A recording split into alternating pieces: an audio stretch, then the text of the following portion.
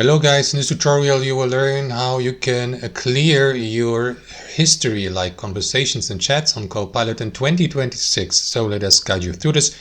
So guys, for this method you will need to access Copilot, of course, log into your account and access your account settings, the privacy tab here to the left. To do that, click into your profile icon at the bottom left, and from a drop-down menu that will pop up here, click into settings, navigate to the privacy tab to the left. And here guys, you will see these options. For example, you may delete all remote browsing data, and also there's the option to delete your chat and conversations history with all the conversations chats you have had, no matter if they have been typed in manually or as transcript or as a voice chats.